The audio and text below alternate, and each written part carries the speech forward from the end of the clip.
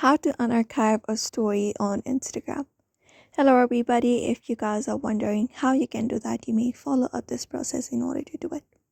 So for that, what you can do is you may open up Instagram application, and then once you open up Instagram, you need to log in into your account that you would like to unarchive the story from.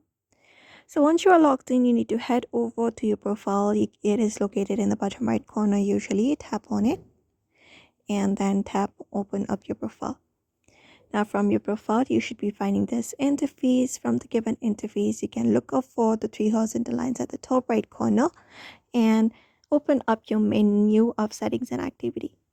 After it is open, the next thing you can do is from your settings and activity, look for the archive section and then tap on it. And once you tap on it, it will show you all of your archive story.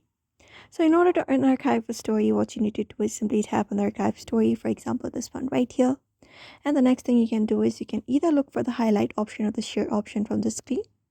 So let's head over to share. And then once you tap on share, you can go ahead and share it like this. You can tap on it in order to make it big or something like that.